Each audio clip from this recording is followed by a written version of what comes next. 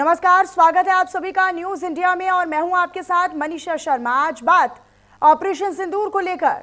दरअसल air force chief AP Singh के दावे की, जहां उन्होंने दावा कर दिया है और कह दिया है कि पाकिस्तान के 5 फाइटर जेट और 1 सर्विलांस एयरक्राफ्ट को भारतीय वायुसेना ने तबाह कर दिया था। पाकिस्तान के लड़ाकू विमान यानी फाइटर जेट्स को मार गिराया गया था। पाकिस्तान को कड़ी चोट पहुंचाई थी। आतंकी अड्डों को मलबे में तब्दील कर दिया गया और इसके सबूत भी आज उन्होंने दिखाए। Air chief marshal AP Singh का साफ कहना था कि सटीक इंटेलिजेंस के आधार पर भारतीय वायुसेना ने यह कार्रवाई की।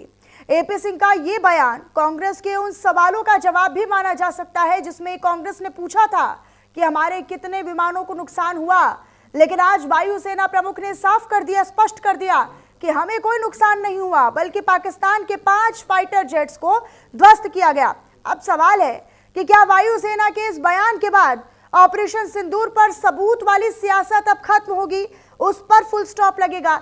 आज इसी मुद्दे पर हम करेंगे चर्चा। कई खास मेहमान हमारे साथ जुड़ेंगे, लेकिन इससे पहले आपको ये रिपोर्ट जरा दिखा देते हैं।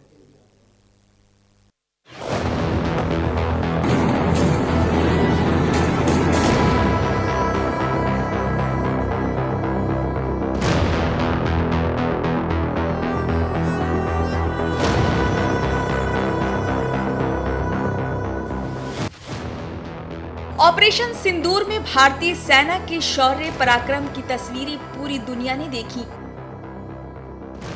आतंक के अड्डे कैसे गड्ढे मलबे में बदल गए, इसकी तस्वीरें भी सामने आईं। पाकिस्तान के एयरबेस कैसे तबाह हुए, इन तस्वीरों ने भी सेना के शौर्य पराक्रम की गवाही दी। लेकिन जब भारतीय सेना की मार से पाकिस्तान करह रहा था, मुल्ला मुनीर की सेना में हाहाकार मचा था। पाकिस्तान जार जार रो रहा था। तब कांग्रेस सरकार से सवाल पूछ रही थी, हमारा कितना नुकसान हुआ, इसका जवाब मांग रही थी। यह हमारा लिए जानना बहुत जरूरी है। देश के कितने हवाई जहाज गिरे, देश को क्या नुकसान हुआ और कितने आतंकी बच के भाग गए, ये जानना हम सब के लिए बहुत जरूरी है। ऑपरेशन सिंदूर के बाद कांग्रेस सवाल पूछ रही थी, सरकार को घेर रही थी, सबूत मांग रही थी, जिसका जवाब आज air chief marshal AP Singh ने बेंगलुरु में सबूतों के साथ दिया। एयर चीफ मार्शल ने बताया कि कैसे आतंक के अड्डों को तबाह किया, कैसे पाकिस्तानी एयरबेस को बर्बाद किया। साथ ही दावा किया कि ऑपरेशन सिंदूर के दौरान पाकिस्तान के 5 फाइटर जेट को ध्वस्त कर दिया था। We have at least 5 fighters confirmed killed and 1 large aircraft, which could be either an Elent aircraft or an AWNC aircraft, which was taken out at a distance of about 300 kilometers. This is the actually largest ever recorded surface to air kill that we can talk about. सिर्फ इतना ही नहीं, वायुसेना प्रमुख ने presentation के जरिए पहलगाम आतंकी हमले के बाद पाकिस्तान में आतंकी ठिकानों पर की गई कार्रवाई के सबूत भी दिखाए। सेना प्रमुख ने बताया कि कैसे जैश और लश्कर के ठिकानों पर सटीक प्रहार हुआ, कैसे आतंक के गढ़ को दहलाया, कैसे बहावलपुर से लेकर मुरीद के तक हाहाकार मचाया। What I can show you here is there's hardly any collateral that you see. Of course, from that distance it is not very easy to make out, but still all the adjacent buildings are fairly intact. The buildings that were targeted were based on intelligence. And this is the main building of theirs, where the weapons have gone in, and it's badly damaged. Now, one thing which was good this time was that not only did we have the satellite pictures, we also had a lot of input from the locals media, which was giving us the inside pictures, because these were areas which were open to public kind of areas also. Operation Sindoor को लेकर वायुसेना ने एक बार फिर शौर्य के सबूत दिए हैं। ऑपरेशन सिंदूर के जरिए चोट से पाकिस्तान में तबाही की फुल रिपोर्ट दी है। लेकिन सवाल है कि पाकिस्तान में तबाही के सबूत मिलने के बाद क्या सबूत वाली सियासत खत्म होगी? क्या ऑपरेशन सिंदूर पर सियासी बयानबाजी थमेगी? Bureau report, news India.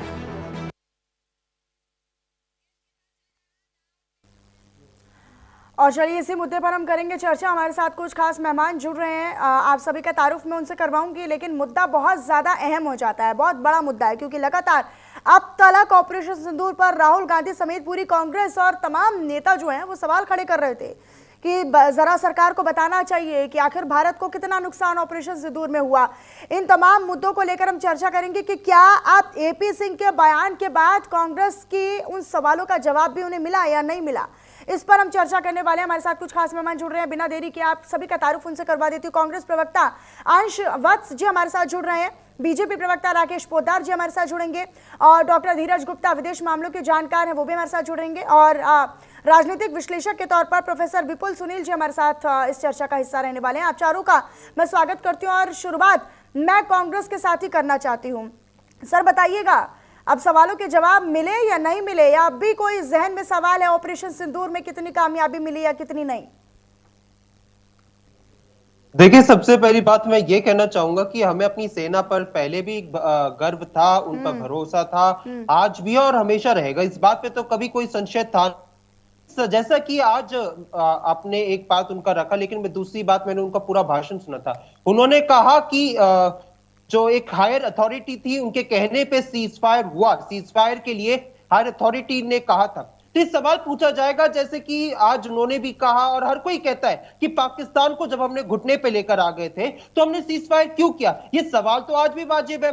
और दूसरी बात यहाँ पे मैं कहना चाहता हूं कि आज जब अब सीज फायर के ऊपर जब हम बात कर रहे हैं तो सीज फायर पे तो ये पूरा देश आज ये पूछना चाहता है कि आज मोदी जी जो इस देश के इतिहास के सबसे ज्यादा कमजोर प्रधानमंत्री हैं, वो क्यों संसद में जब भाषण देते तो एक बार भी ट्रंप का नाम नहीं ले सकते। ट्रंप 36 बार मध्यस्थता की बात करेगा, लेकिन मोदी जी एक बार भी नहीं कहते। आज उनकी बात को सुन के मुझे गौरवान्वित महसूस हुआ कि हमने पाकिस्तान के 5 गिराए, 6 गिराए, 10 गिराए, बल्कि पाकिस्तान हमारे सामने खड़े होने लायक में नहीं है, लेकिन उसके बाद भी जब पाकिस्तान कहता है कि आप सीजफायर कर दीजिए और हम मान जाते हैं, ये सवाल जब राहुल गांधी जी ने संसद में उठाया तो मोदी जी ना और पूरी भारतीय जनता पार्टी के अंदर हिम्मत नहीं हुई कि वो उसका जवाब दे पाए कि आपने उनको शरण क्यों दी।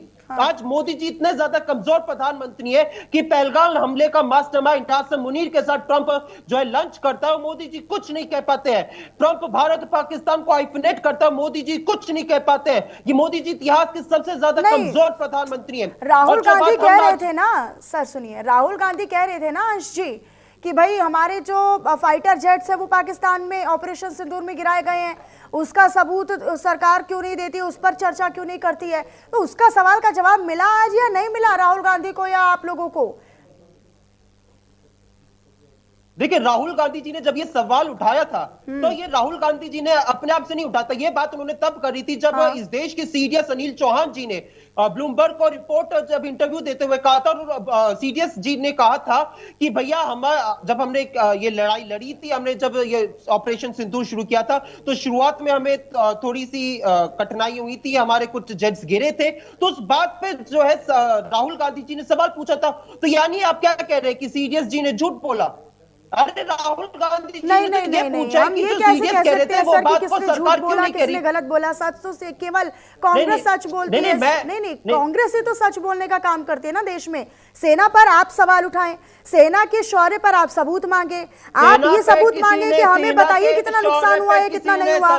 कांग्रेस ये कहती है कि भाई हमें तो ऑपरेशन सिंदूर पर चर्चा चाहिए, ऑपरेशन सिंदूर पर हमें चर्चा चाहिए, ऑपरेशन सिंदूर पर हमें चर्चा चाहिए, ये सवाल तो कांग्रेस खड़ा करती है। अरे बोलने देंगे आप? हाँ, सेना के शौर्य पे ना ही कभी किसी ने सवाल उठाया था, ना ही उठाया, ना ही कभी उठाया जाएगा। राकेश पोद्दार जी, अनिल चौहान जी के बयान को लेकर बात किया था, यहाँ पे हमने बात किया था जो ग्रुप कैप्टन शिव कुमार जी है, उन्होंने कहा कि हमें पॉलिटिकल लिमिटेशंस थी, हमने डिसाइड किया था कि हम 21 टारगेट पे हमला करेंगे, लेकिन अंत में हमें 9 टारगेट को सिलेक्ट करना पड़ रहा था। तो उस चीज को राहुल गांधी जी ने उठाया। इसमें बताइए क्या गलत कहा? जब हमने बात की कि लेफ्टिनेंट जनरल राहुल सिंह जी, उन्होंने कहा कि हम लोग तो भैया सामने से पाकिस्तान से लड़ रहे थे, लेकिन पीछे से तो चाइना की मदद कर रहा था, तो इसमें क्या हमने गलत कहा? और यही बात को जो है विदेश मंत्री जी ने राज्यसभा में कबूल किया कि हाँ, चाइना जो है पाकिस्तान की मदद कर रहा था।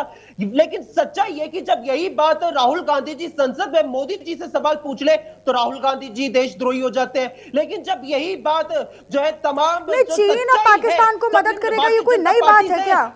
ये कोई नई बात थोड़ी ना है कि किसी जंग में पाकिस्तान चीन की मदद नहीं लेगा। ये कोई नई बात थोड़ी ना। राकेश पोद्दार जी क्या कहेंगे? इतने सारे सवाल उठाए गए और जरा लेकिन फिर वो तो हाँ। हमारी राजनीतिक विफलता है ना मोदी जी की, जो ये पूरी फॉरेन डिप्लोमेसी है, ये सबसे बड़ी हार है कि आज जो राहुल गांधी जी ने चेताया था नहीं तो कि चीन से भैया आप क्या अगर उम्मीद पाकिस्तान करते हैं?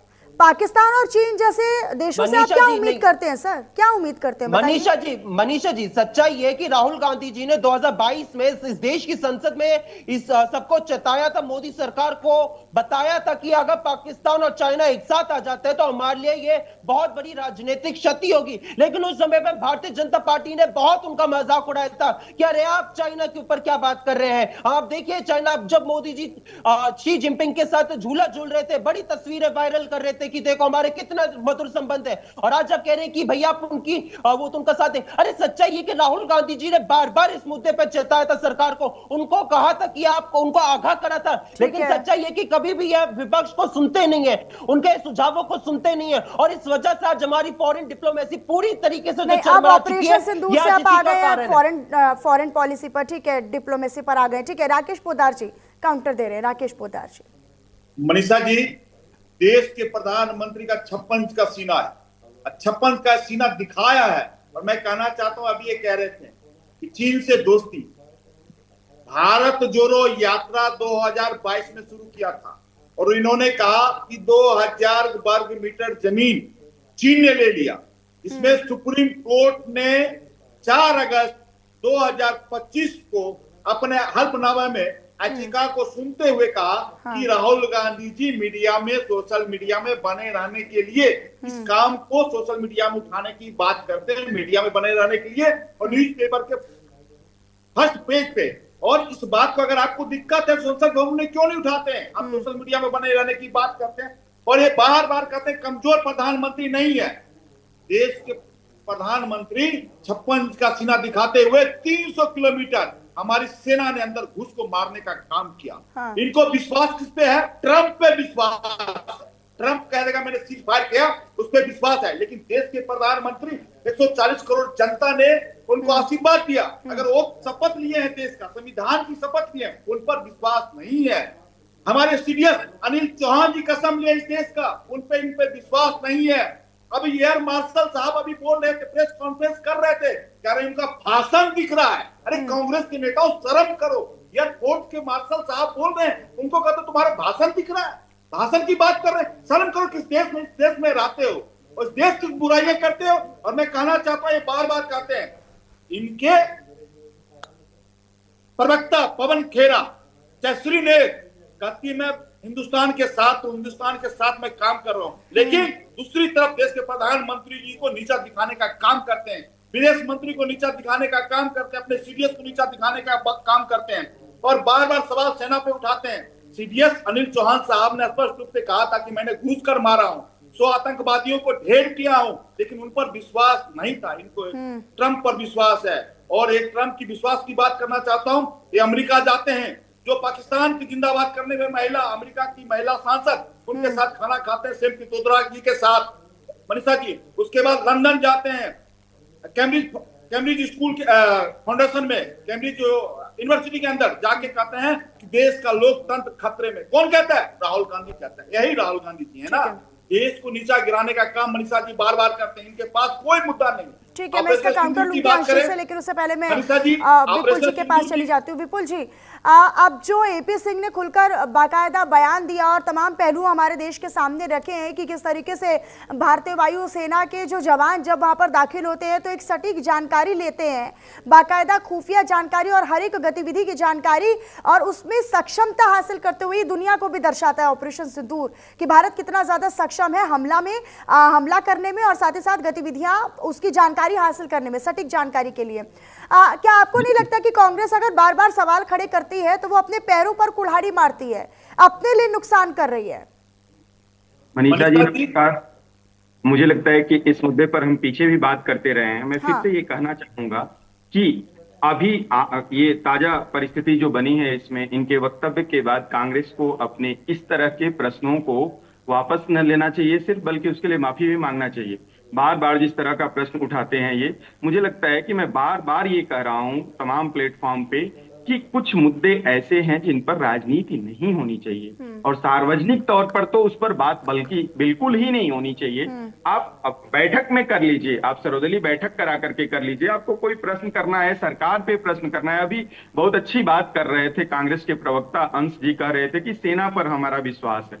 निश्चित तौर पर अगर आपका सेना पर विश्वास है तो आपकी तरफ से ये वक्तव्य नहीं आता बार बार कि भारत के 5 वायु विमान गिरा दिए गए हैं। ये आपकी तरफ से आया है, कांग्रेस की तरफ से आया है और बार बार कहा गया है कि इस पर स्पष्टीकरण दिया जाए। तो स्पष्टीकरण जब सेना की तरफ से आ रहा है तो आपको मानना चाहिए। थोड़ी देर पहले अभी इसी डिबेट में ये कह रहे थे कि उच्च अधिकारी, कौन से देश की सेना के उच्च अधिकारी नहीं होते हैं जो डिसाइड करते हैं। जिस सीज फायर की ये बात कर रहे हैं उस पर बार बार कहा जा रहा है कि डीजीएमओ ने तय किया, तो डीजीएमओ ने तय किया, डीजीएमओ ने बताया और सीज फायर हुआ। ठीक है, पाकिस्तान के डीजीएमओ ने हमसे संपर्क किया।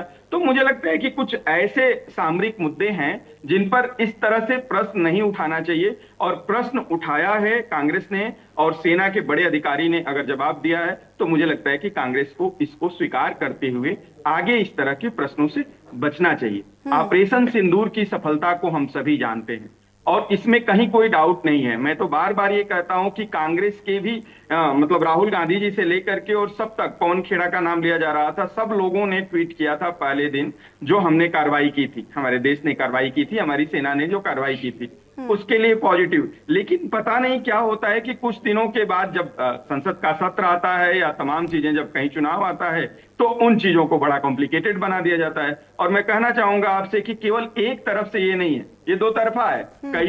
कई बार ऐसा होता है कि भारतीय जनता पार्टी भी अगर विपक्ष में रहेगी तो कुछ इस तरह के प्रश्नों के साथ आती है। तो ये राजनीतिक दलों को मुझे लगता है कि समझना चाहिए कि हमें कहां किस तरह से प्रश्न उठाना चाहिए। कांग्रेस के पास हजार अवसर हैं। मैं बार बार कहता हूं कि सरकार की खिलाफत करने के लिए, सरकार के खिलाफ आपको चुनाव में जाने के लिए तमाम मौके आएंगे और तमाम मौके आते हैं। आप उनको नहीं भुना पाते हैं, बल्कि ऐसे मुद्दों को जो बहुत संवेदनशील है उन पर आप प्रश्न खड़ा करते हैं और उन पर प्रश्न खड़ा करके आप खुद भी कटघरे में आ जाते हैं। तो इस तरह से मुझे लगता है कि कांग्रेस को ये सबक लेनी चाहिए इस वक्तव्य के बाद कि इस तरह का अनर्गल आलाप नहीं करना चाहिए, अनर्गल बातचीत नहीं करनी चाहिए। मैं डॉक्टर धीरज गुप्ता जी के पास चली जाती हूँ। मैं ओपनिंग रिमार्क ले लेती हूँ डॉक्टर धीरज गुप्ता जी, क्योंकि हम लगातार आपका विश्लेषण, तमाम चर्चाओं में आपके विश्लेषण की हम बात करते हैं। एपी सिंह कुछ महत्वपूर्ण बातें उसमें कहते हैं। वो ये बताते हैं कि ये हमला ये बताता है कि भारत के पास दुश्मन की हर एक गतिविधि की सटीक जानकारी थी, ये भी दर्शाता है। और ये हमला भारत की हवाई रक्षा और साथ ही साथ सटीक हमले की क्षमता को दुनिया के सामने लेकर आया है। इस बात से आप कितना इत्तेफाक रखते हैं? एक तरफ कांग्रेस, ये तमाम विपक्षी दल जो हैं वो सवाल खड़े करते हैं, राहुल गांधी लगातार सवाल खड़े करते हैं। वो ये कहते हैं कि ऑपरेशन सिंदूर पर सदन में चर्चा होनी चाहिए, और ऑपरेशन महादेव जैसे ऑपरेशन को लेकर भी सवाल खड़े करते हैं कि ये कल ही क्यों हुआ या उसी दिन क्यों हुआ जिस दिन संसद में पीएम को बोलना था उससे एक दिन पहले। क्या आपको नहीं लगता कि सेना पर या उस सेना के शौर्य पर राजनीति नहीं होनी चाहिए?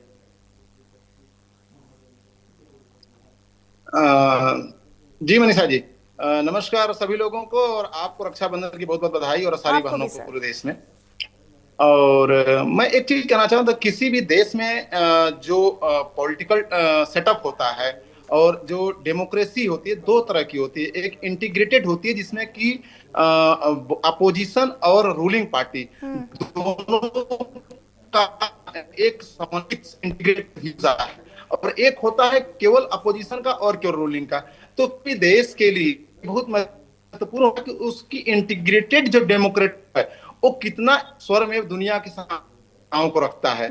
यहाँ पे मैं बता देना चाहूंगा कि पॉलिटिकल पार्टीज किसी देश की, जैसे बांग्लादेश में कोई अगर युद्ध होता है या पाकिस्तान का किसी के साथ होता है या ईरान इजराइल का अगर होता है, तो उसमें क्या बातें चल रही हैं वो अंदरूनी बातों को विश्व के जो एक्सपर्ट होते हैं वो ध्यान देते नहीं है, वो उसका अध्ययन कर रहे होते हैं। मैं बता दूं, मेरा अमर उजाला में एक लेख भी छपा था, और उसके बाद 15 दिन बाद एयरपोर्ट है डिफेंस का भी हुआ था कि ये पहला युद्ध 50-60 साल के अंदर है जिसमें कि भारत युद्ध को शुरुआत करता है और 4 दिन के अंदर खत्म कर